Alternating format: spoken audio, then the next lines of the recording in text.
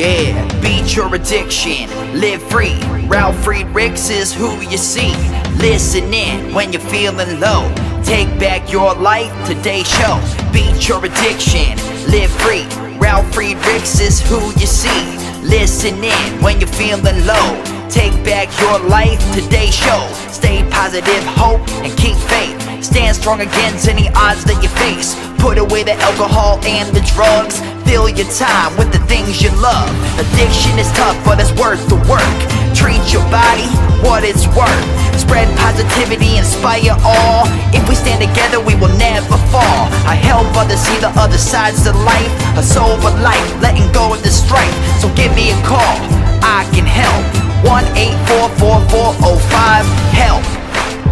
Homeless shelters, hospitals, jails, wherever you are. I am Ralf Friedrichs and I am here for you. 1-844-405-HELP.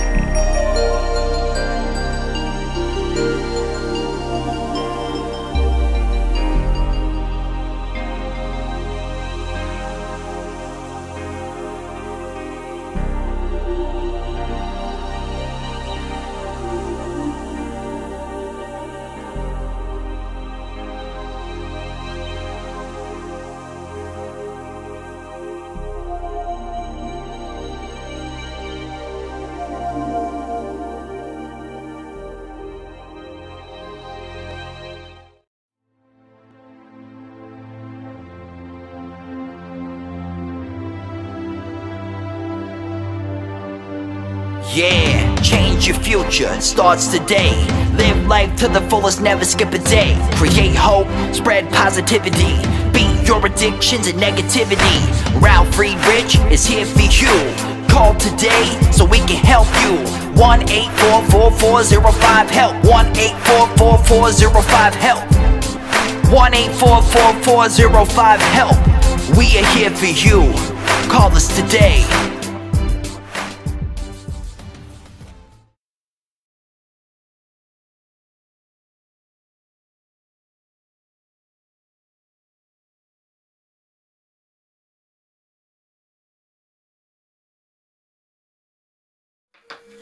Hello, my name is Ralf Friedrichs. I am an addiction recovery coach and the host of the Take Your Life Back Today show.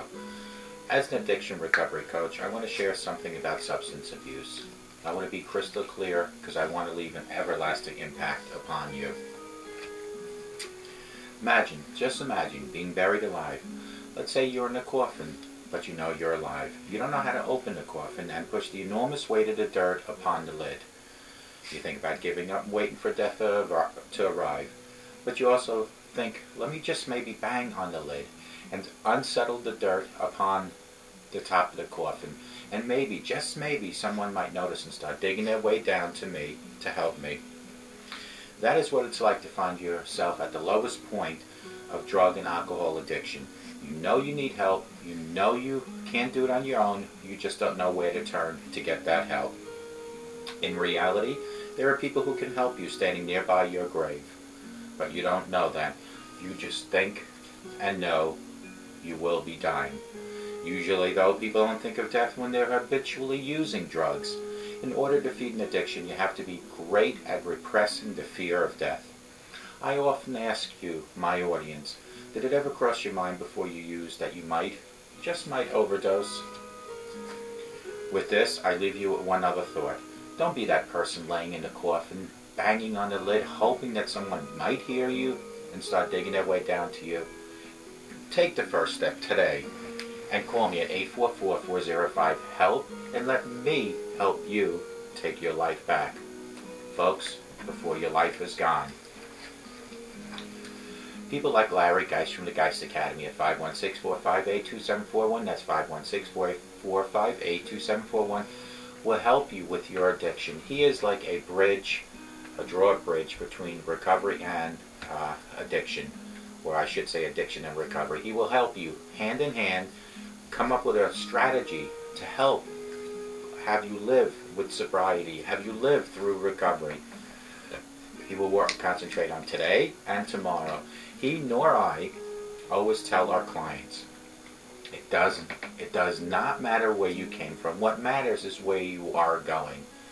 Folks, call him. Use Larry Geist from the Geist Academy as a crutch in your battle with your addiction, your battle with depression, your battle with low self-esteem, your battle with any life issue. Call him at 516-458-2741. Let Larry Geist help you take your life back. GlobalEyeglasses.com, they are focused on saving you money. And I want you to be able to focus on watching my videos. So go to www.globaleyeglasses.com where they have over 1,200 frames, whether plastic, metal, or rimless, or half frames, all available there. They have all the same type of lenses that you would find at your local freestanding brick and mortar optical shops, such as progressives, transition, photochromatics, line bifocals, no line bifocals, transitions, like I said, polarization, coatings like anti-reflecting coating, UV coating, scratch coating. Again, they have all the needs that you need in your optics to be able to see better with your glasses that your freestanding brick and mortar local optical shops have, but the difference is at a fraction of the cost, and you don't even need to leave home. All you have to do is go to www.globaleyeglasses.com and let them focus on saving you money. Folks, I've been concentrating lately on family dealing with addictions, on teenagers dealing with addictions, and now that we're in the presidential race right now for the future, I was listening to Chris Christie tell a story about how he had a little clique of friends that they went to school together, and the most prominent friend that they graduated from law school with was the most successful, best looking one, the better shaped one. And this person, during one of his runs, hurt his back and got pain medication from the doctor, and became so addicted to the pain medication that he was utilizing it each and every day. And back years ago, Governor Chris Christie and his wife received the phone call that they knew they were going to get eventually, because his friend was addicted to the painkillers, that they found him dead with an empty bottle of oxycodone and a quart of vodka, empty quart of vodka. And my point here is that a lot of people go through injuries in life and have a lot of pain, and they get a hold of these painkillers from their doctors legally, and they start abusing it and become addicted to it. And not even if they didn't get it, they find it in their own medicine cabinets at home, maybe because mommy or daddy have injuries or some sort of pain. So today I want to share prescription drug deaths, 2 stories, and these are true stories. And I read about them a while ago, and I thought I'd share them with you. Pete Jackson attended his brother-in-law's funeral along with his daughter Emily 6 years ago. He never dreamed it would be the last day of his daughter's life. It's so tragic, just something you would never ever expect, said Pete Jackson. Instead of going home to Chicago's suburb of Arlington Heights after the funeral, Emily, the daughter, 18, spent the night with her cousins.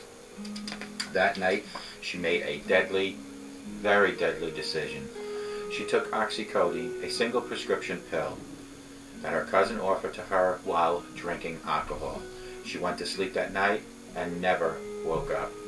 She died of respiratory depression. The simply stopped breathing. The oxycodone that Emily took belonged to her uncle, who had died of cancer, who she just went to the funeral for. While taking one pill and dying is very rare, dying accidentally after using painkillers and inappropriately is common. According to the U.S. Centers of Disease and Control Prevention, 1 person dies from drug overdose every 19 minutes. About 28,754 Americans died after accidentally overdosing on legal or illegal drugs just in 2009. According to the CDC, about half of those deaths were involved with prescription, legally prescribed painkillers. Those numbers are significant enough to make prescription drugs one of the leading causes of accidental death in this country alone. It's a statistic that has led some experts to call prescription drug abuse an epidemic. If you asked any guy in the street what was the leading cause of death on the streets, they would have guessed gunshot wounds to car accidents, said Tom McKellen, co-founder of Treatment Research Institute, a non-profit organization advocating improvements in substance abuse policies. They would never imagine that pharmaceutical or opioids, painkillers, would be the #1 cause. America's problem with prescription drugs is unacceptable. The problem we're dealing with prescription drug abuse is having to balance those patients who abuse prescription drugs and those millions of patients that benefit from these medications because they have a need that they need to tackle with these prescription drugs, and these drugs were legally prescribed by their doctors. Emily Jackson was on the road to recovery after 2002 diagnosis of thyroid cancer and undergoing these 3 surgeries to fight it. She and her cousin had done a bit of drinking that night she died, Pete Jackson said, but he is sure that she has not taken oxycodone, she would still be alive today. I've never tried to make it sound like Emily was innocent, Jackson said. What I want people to understand about Emily's tragedy is how easily this can happen and how dangerous these drugs are. You play Russian roulette. The prescription painkillers Emily Jackson took is a respiratory depressant that slows your breathing. That is in combination with alcohol, another respiratory depressant, overwhelmed her brain, which stopped giving her heart and lungs a signal to keep functioning. In many ways, you play Russian roulette when you mix those painkillers with alcohol. Adolescents and young adults are particularly at risk because they feel invincible. You have no idea the respiratory consequences of any group of substances, and then you put all together and the risks go up exceptionally high. It is not an issue amongst teenagers alone. In fact, rates of accidentally overdose among teens was still the major public health problem, are actually now going down. And in fact, males between my age group, between the 40s and 50s, who are start off with prescription for back pain and die from an accidentally overdose several years later, are dying in significant numbers and the numbers are going up. Could you imagine a worker that popped their back and we started to put them on pain medication and 3 years later they were dead? That's devastating, isn't it? But it's reality throughout the U.S. The devastation began for Steve Rumler when he got a prescription for nerve pain radiating through his leg and back. It started when he was 28 years old. For the next 9 years, the Minneapolis man endured major pain.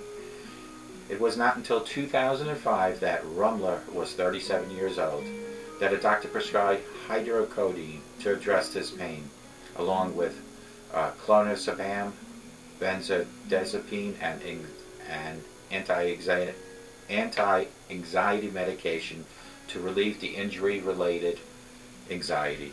Family members said it was the first time in nearly a decade Rumler felt relief from the life-altering pain he endured. But that relief was short-lived. In a journal entry, Rumler said of all the drugs, at first they were a lifeline. Now they are a noose around my neck, he writes. It is common sentiment and a common scenario, according to Myers, who say Rumler's case is far too common. A person genuinely needs opiates, but becomes addicted to relief that it provides. The person that is on them for legitimate reasons and the kid who experiments with them seem very different, but the outcome is the same, said Myers. And they are very difficult to get off.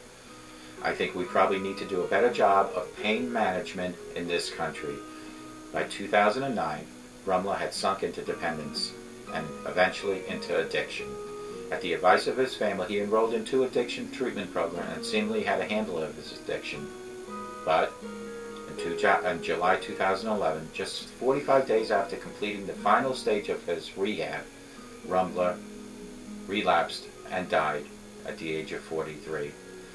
Rumler still had outstanding prescriptions for hydrocodone and clonazepam at the time of his death, and the empty prescription bottles were in the house when police arrived.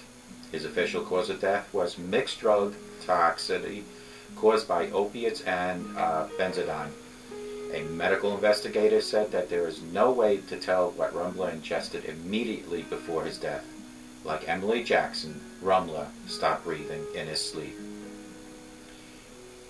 Better communication is needed. The key to combating accidental deaths related to prescription drugs is creating a better dialogue among doctors, patients, and pharmacies.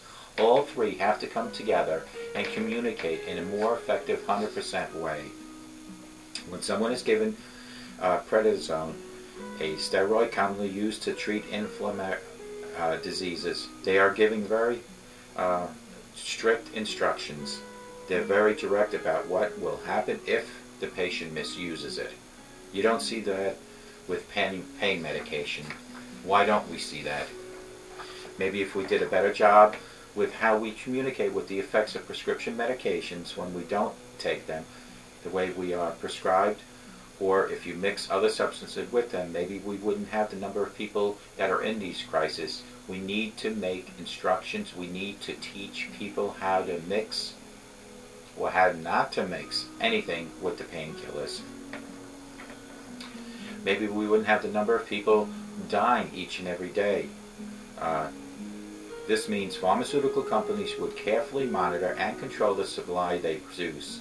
Doctors would be more rigorous with patient screening, including possibly urinalysis exams before issuing or extending a prescription.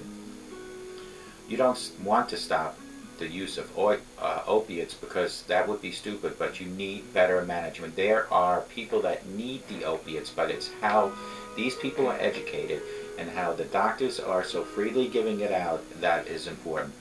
Information exchange is the main thing. Pharmacies have to know that what everyone is getting prescribed these days.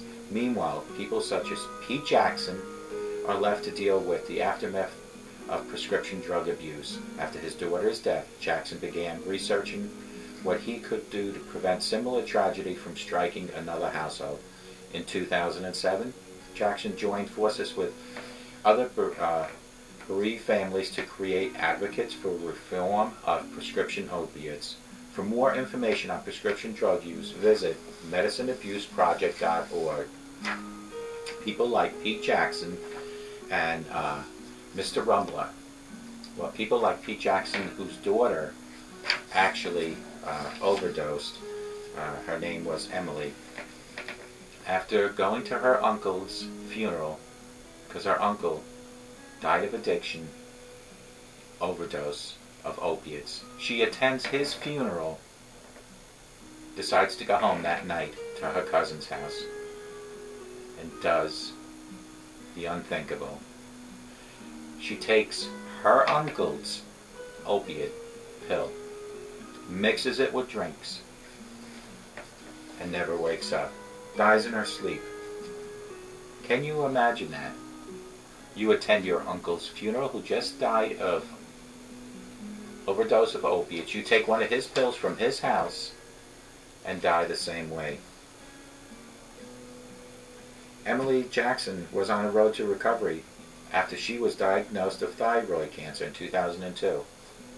She had a chance of life again. It's like Russian roulette, folks. The prescription painkiller Emily Jackson took is a respiratory depressant that slows the breathing.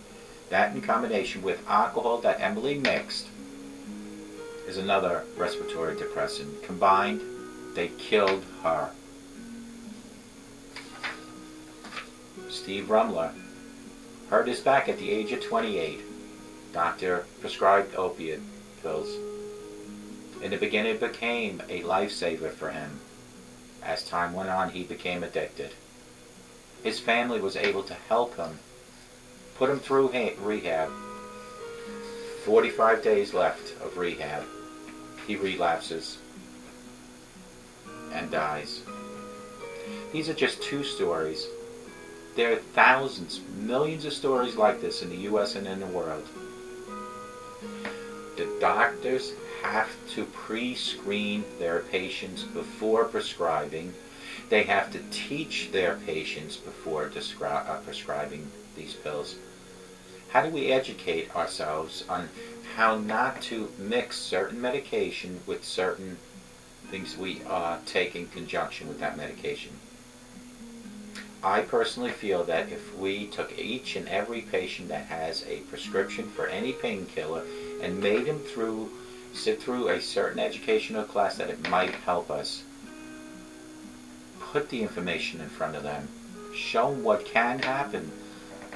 If Emily had only known that the pill, that critical pill that she took that night at her cousin's house, was the same pill that her uncle, that she just went to the funeral that morning for, also took, the same pills that killed him, maybe she wouldn't have done it. Had she known that because the pill that she took slows the breathing, that by taking it with alcohol will also slow the breathing, and in conjunction they stopped her breathing, maybe she wouldn't have done it. Folks, remember, sober today promises a better tomorrow. Please teach your children not to take drugs and alcohol by leading by example. Show them that you don't need it, and if you absolutely need it, two things you should do is maybe seek help, but also don't do it in front of them. I hope to God, no matter where you are, folks, that you have the best day of your life, but I hope and I pray each and every show that no matter where you are, that you have a sober rest of your life, and may God bless you.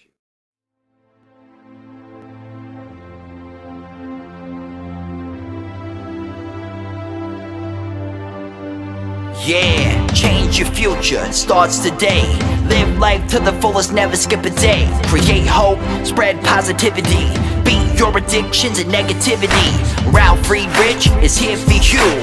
Call today so we can help you. 1-844-405-HELP. 1-844-405-HELP. 1-844-405-HELP. We are here for you. Call us today.